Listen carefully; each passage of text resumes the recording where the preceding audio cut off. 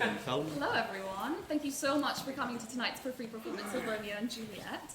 We're really thrilled to have you here and we're so excited to have the cast and crew with us. It means a lot to everyone here tonight, especially after that really intense 2-hour show, so let's get into it.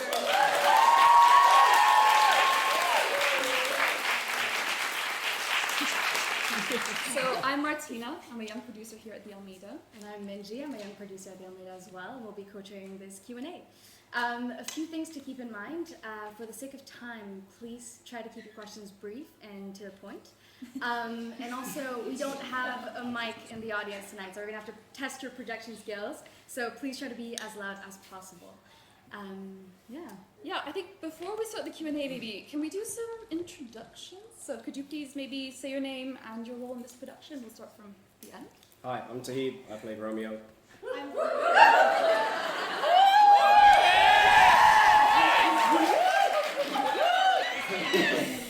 I'm Isis. I played Juliet. Wait. We're doing it now, bro. We started. I'm Dan. I play Apothecary. And I'm the fight captain. Thank you. I'm Miles. I play Benvolio.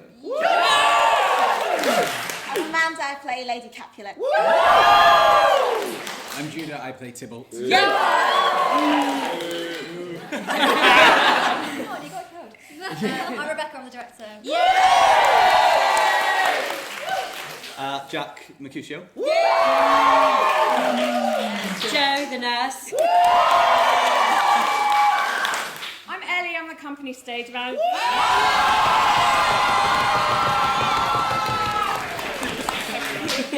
I'm James. I play Paris. Yo, people outside must be bugging out.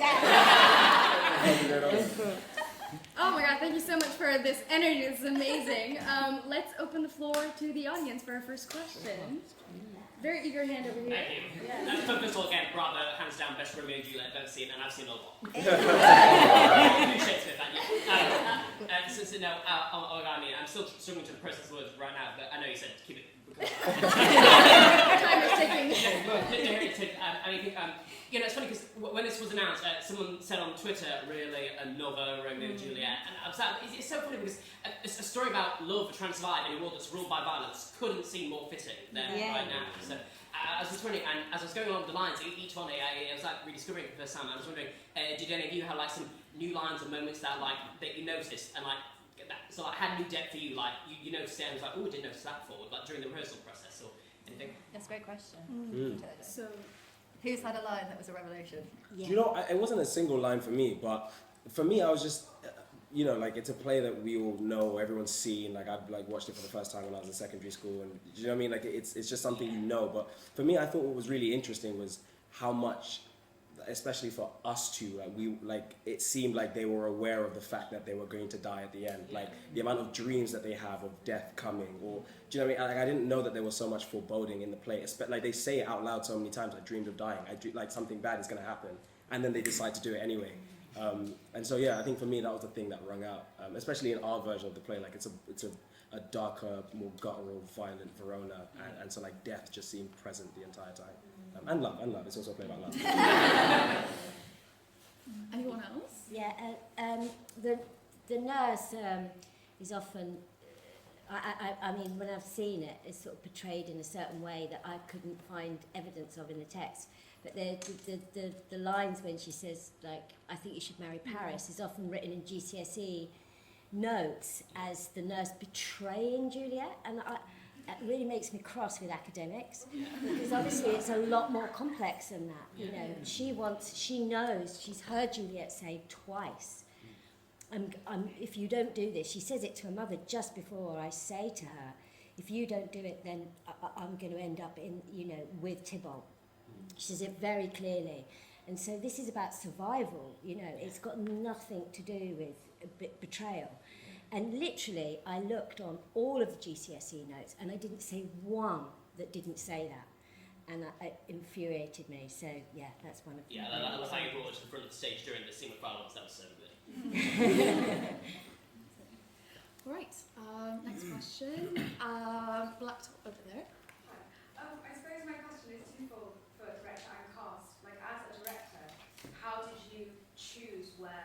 movement was going to be?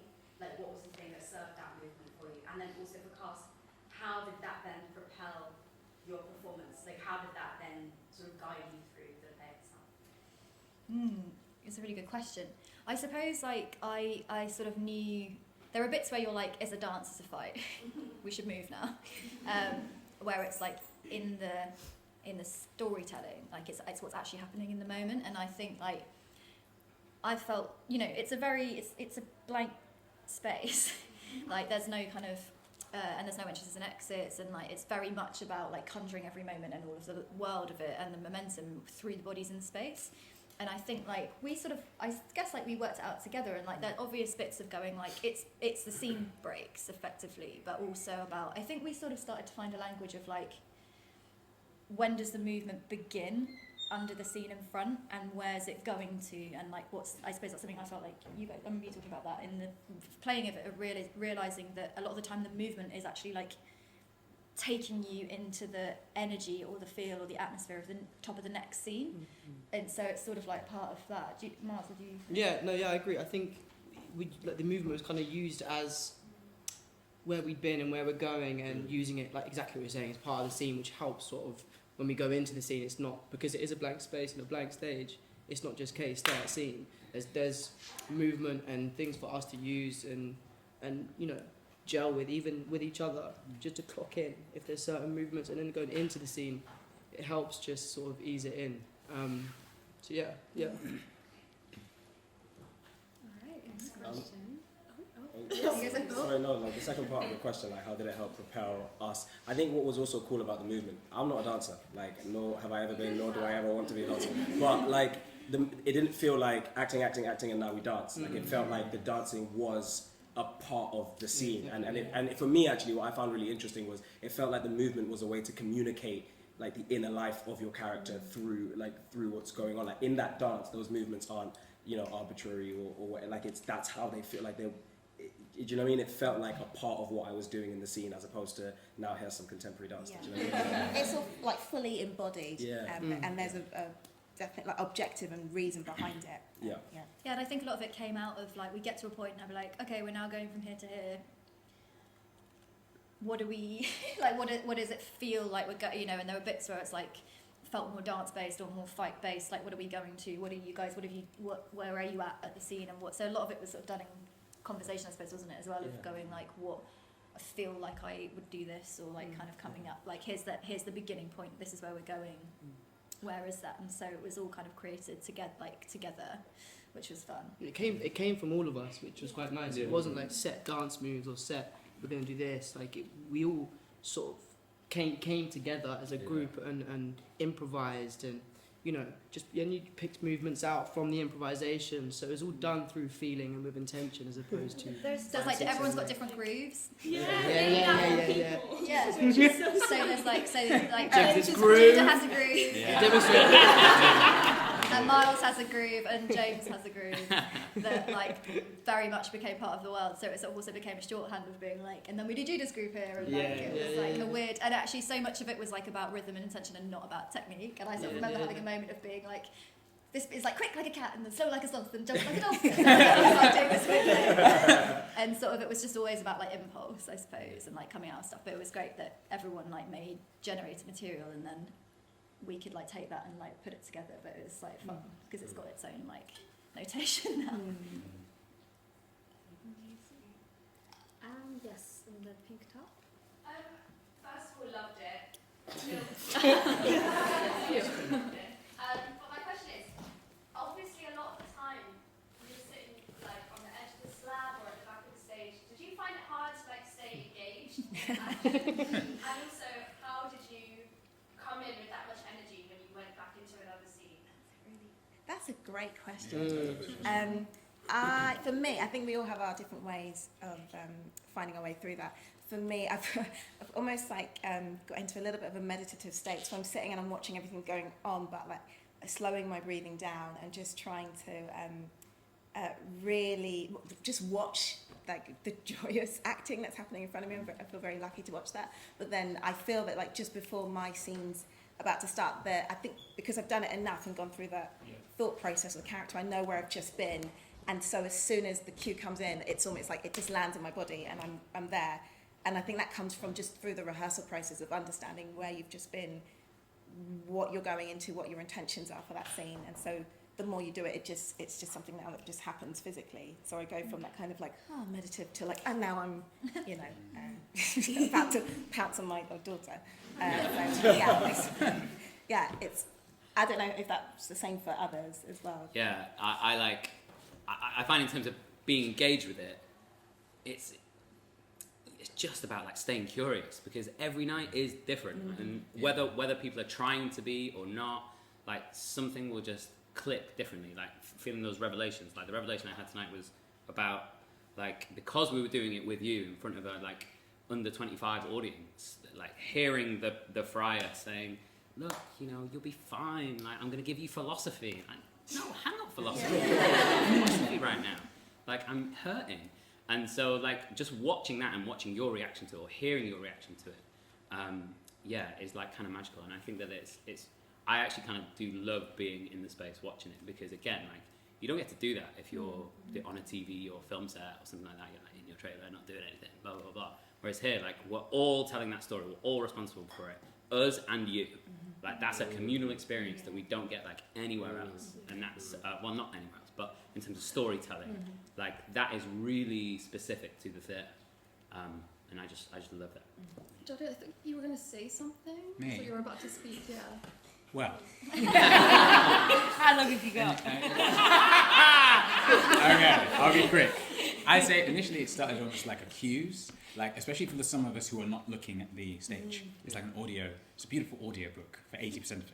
And so you're listening to like the cues initially when you're trying to learn it, and then eventually you kind of, like James said, I kind of felt like I didn't need to say more. The curiosity takes you when you're actually listening to the scene, and then you actually become a part of what's going on the stage, because the second that finishes, you pick up the ball. Like, there's a point where, like, wisely and slow, they stumble to run fast, what the friar says, and then we all go into this big movement thing, and it almost becomes a part of it, stumbling and running fast, and like we're all moving into that motion, and so it's like connecting it as well. And so I think it starts as one thing and then grows into something else, which is quite nice.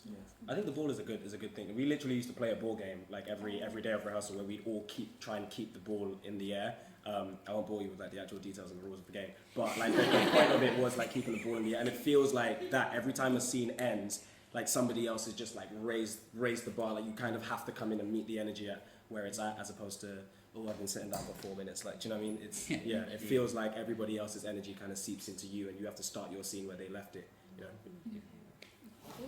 I'm going to quickly extend the question actually to Ellie, because while the cast needs to stay engaged, you actually have the job of having to not stay engaged, correct? Because you have to kind of, engage in the sense that you have to keep the cues going, and you have to stay sort of alert. So well, for me, yes, but more for the DSM. So the DSM's on the book, and she's just over there, Rika.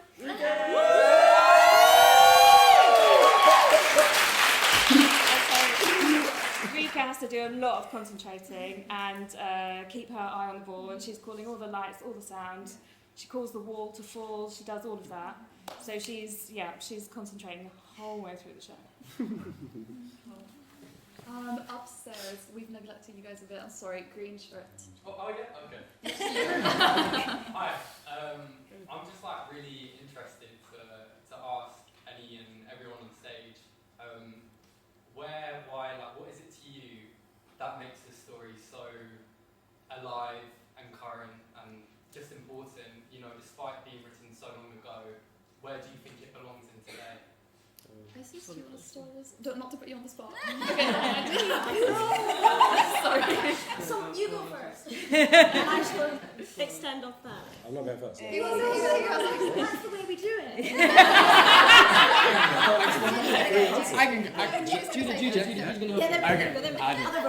I think I got you.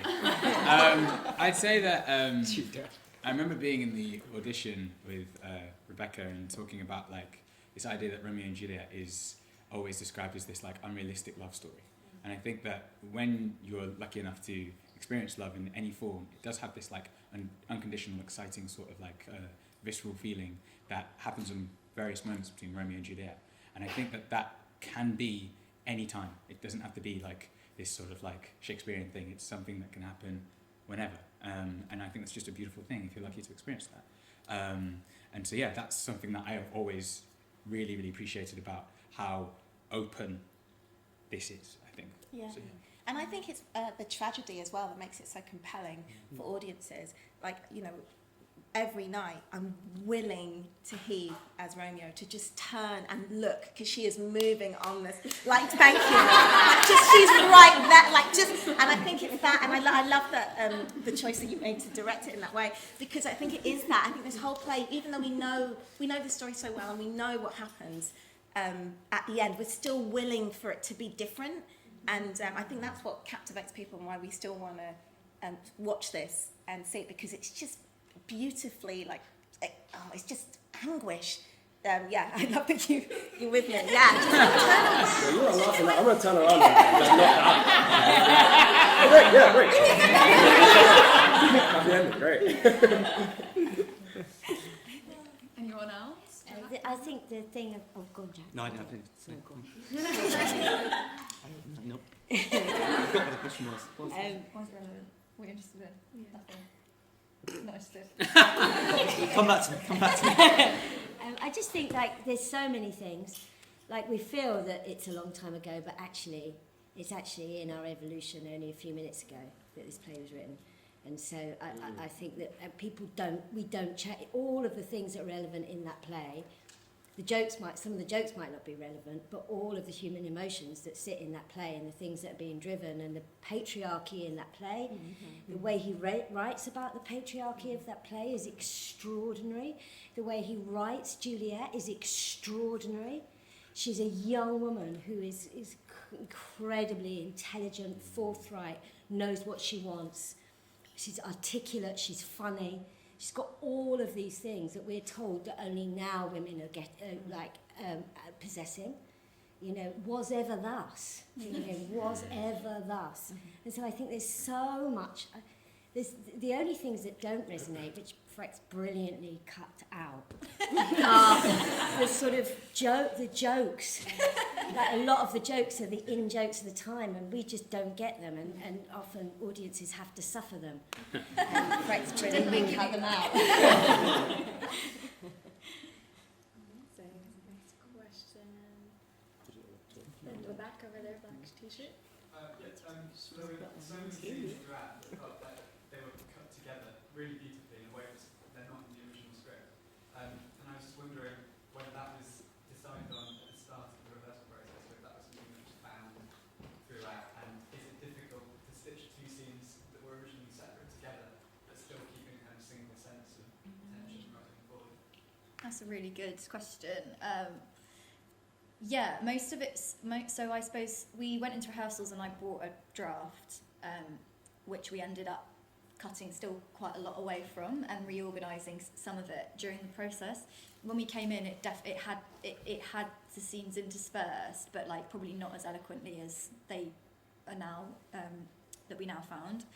And I think, like, I suppose it's almost this thing that, like Joe was saying about that this play, like, I don't know any of you that have read it, just the original text, or have studied it, or, you know, it's really, like, it goes on. Like, and it repeats itself a lot. Like, and more than I thought it did, actually. Even when I went back to the original, was like, God, there's like another chorus that turns up at the end of Act 1 to tell you everything that just happened in Act 1. It's like, we just sat through it. Like, and so I've sort of felt, the reason for the interspersing was to try and keep the momentum going, I suppose. And there were things like, there's sort of lots of changes I've made. I suppose like an obvious one is like the banner shed sequence, which is 2 scenes in the original, and it starts with Gallop apace, you fire for the steeds, Juliet's speech, which I've also moved to happen in the middle of the fight scenes. And that was quite interesting because when we did quite a lot of, like, I came with it spliced together, and originally in the first edit I didn't have it spliced together, and then you just realise that, like, it's the same scene twice. It's a reflection scene. You go through it once with the women and once with the men, and like literally that's quite interesting, but when you're in the room it's a long time to hear people going on about the same thing, which we knew before they did. And so I sort of put it together so you have one unit that's doing one gesture. Like, okay, we're all finding out he's banished. But we in reading that, like, we still, where it probably went through another 4 drafts, I would say, like through the rehearsal process of me hearing it and realising it's still too long, or the rhythm feels weird, or there are bits of the speech that we don't need. We've kind of understood the point of it. So when I kind of look between like the first rehearsal draft and the final edit, there's lots, and we lost. I mean, we cut another half an hour off it in the room, like, and a lot of that was what you're saying of like, how do you still keep like the beauty of the rhythm? How do you still keep the verse intact? At what point does it feel like you need to pass the ball? But how do you stay alive when you're not we're now in another scene, that scene's happening, we have to stay alive. And we sort of, I didn't know how we were going to do that when we started, and a lot of that was like trying to work out how we, like, do you freeze? Are you alive? Can you move around? Like, what are the rules? And we sort of found that by just like running it a lot, I think, and kind of chipping away at the excess fat, I suppose. Like, a lot of it was a kind of fat trimming exercise. I kind of can't remember. Like, there are some times where if you want to splice 2 bits together, like, you have to keep it with the same like 10-syllable verse line, and so they're like, oh, this could work, but we need this word to now be 2 syllables, and so like we're all sat there going, what could, like, do you know what I mean? What could this word? And so there are probably, I can't remember any of them now, but there probably are some words that like you switched around, or you went, oh, if we just take this and put this here. So it's a harder thing to do than you would think, because like, I think the version that you guys saw is like William Shakespeare featuring Rebecca Freckles. It's like the greatest hits. Like, it's like all the good bits and none of the stuff we don't get. Which is what he would do now. Yeah. Because he'd be doing it for you guys. Do you know what I mean? He was writing for his people. Yeah. But he'd be writing for you now. Yeah. So I don't feel bad. No regrets. Headband over there. That's you, yeah. I have a question about the process of like crafting distinct characters. So I understand you're building on and paying homage to previous adaptations. You're also using the punctuation in the text to inform like the sense of emotion, whether it's like a lot of hesitancy because there's quite frequent punctuation or uncertainty, etc. And just what else are you using as you're trying to like revolutionize or just like build on these characters that we have in the play? You can only start from yourself. Like, there's so much weight to these characters. Well, I certainly struggled with that for the first couple of weeks until this one was just like, stop it. Just, it can only come like, instead of trying to like meet Mercutio, it's got to come. There's something of him inside of me, and then that naturally develops. And playing, offering something to everyone else in the room and Rebecca to mould and try and, I often got it wrong, try and go wrong, try and like go as far that way, so then either Frex can go no, go this way, or great, but just bring it back in, or no, go even further, just don't be afraid of looking like an absolute tit. I think that's a really valid point, as I remember we having that conversation of like, these are such famous characters. Like, what does it mean to play Juliet? Like, to play Mercutio, to play Romeo, to play Tybalt? Like, they're words we know, and there's so many adaptations, and I think sometimes that can be like, that puts a pressure on the actor, like sometimes because there's an idea of what that might mean or what an audience expects, and I think like, when I'm casting a play, I'm casting the actor I would like to see their version of it. Like, I would like to see them play that role. I'm not that interested in watching them try and be something else. Does that make sense?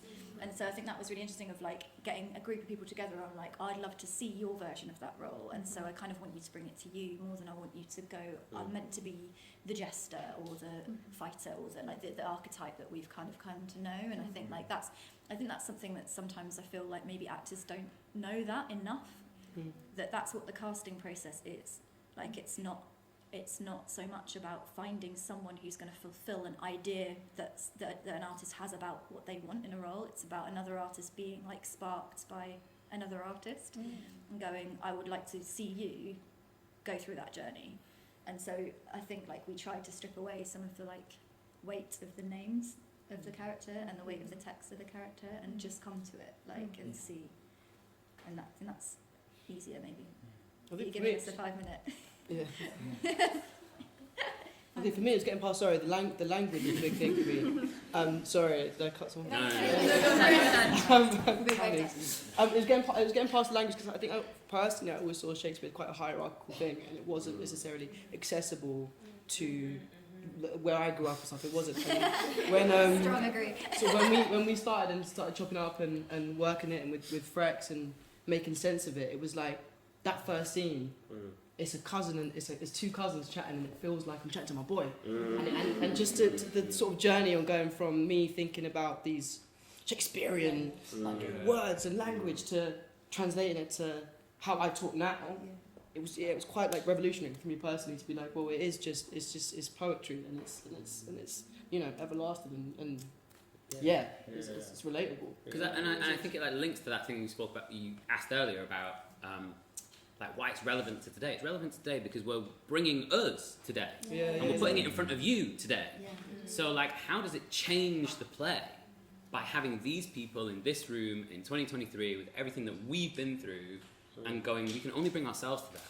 If you want to see the artifact of the play, then we've probably got some kind of record of it. But you can read about that or you can see that. But I'm not interested in that. I'm interested in what it does for us in 2023 when we do it here and now. It's the only place that's there to happen, here and now. So that's that's why it's relevant, because we're doing it now. Do you know what I mean? And you can change it, and I think that was also stuff that we really enjoyed in the room of being it's out of copyright, guys. You can do whatever you like. It's free. It's free. It's free. You don't have to pay royalty. You can do anything you want. And actually, there were loads of things which I really believe in of if the audience doesn't know what that word means, change it to a word they know that has the same meaning and the same amount of syllables for anyone that's here this afternoon. But there's a bit where the nurse, I remember doing that scene with the nurse and Romeo where it's they talk about you protest. I was we were digging into it. I was is it he's protesting about this or she's protesting about that, and then you look in the notes and it's protest means to promise. Yeah. Well, I didn't know that, and if I'm listening to people talking about their protesting, I'm having a really different experience. And promise is the same amount of syllables as protest, so we just changed it to I'll tell her that you promise. Yeah. Because then I understand. And little things in the original text, they use the word corse instead of corpse. This fair course unto her grave. I was well, we know what corpse means, and is hearing course going to make you slightly trip in the moment, so we'll change it. So we did. There was a lot of and that was really great of people coming and going, actually, can I just say this instead? It's clearer. It's the same amount of beats. I think having the power to go, it's more important that we understand than it is that we are reverent to the language when we don't know what it means, because that's the thing where then it becomes this weird elitist thing. And that was really fun of just being can I just say this instead? I don't think I need to say that. Can I do it this why not? Because if it's clearer, that sort of helps. It's also about find your way through it, and you can change it. It's like clay. You can take it and move it and change it around. That was fun. So, fortunately, we've run out of time, but we'll be ending the Q&A with a bit of wisdom. Should we do one final question? One final question from the audience? Sure, one more. Yeah, we'll do it. Okay, one last question from the audience, if that's all right. That's looking at me. The one with the really straight arm. Yeah, the arm. I see the arm. On the other side of Islington. I see it. That's crazy.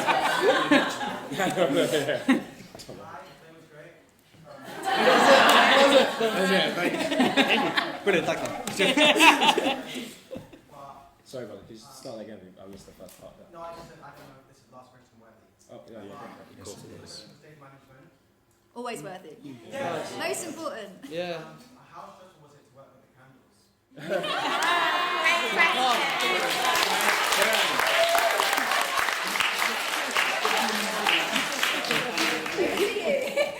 It is quite stressful. I'm not going to lie.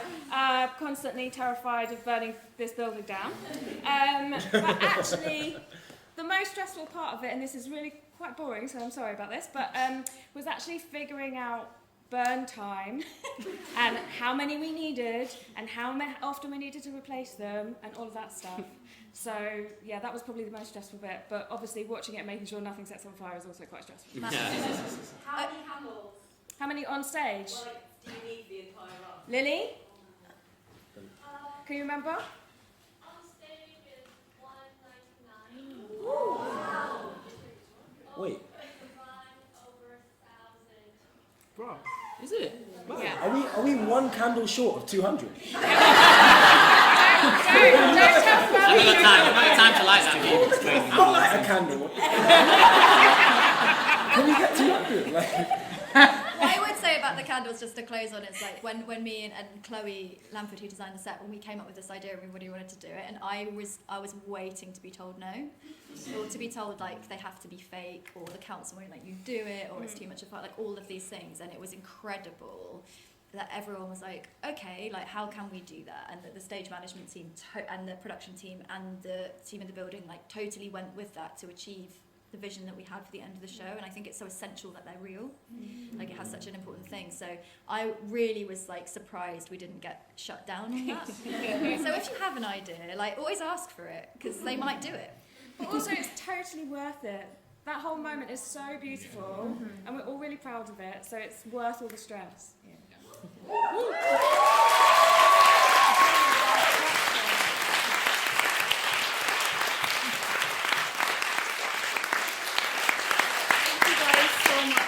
Shedding some light. Hey. Oh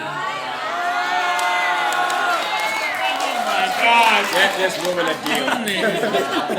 All right, that's all from us. Thank you guys Thank you. so much for this once again, and I hope you have a good night's rest. Thanks. Thank you.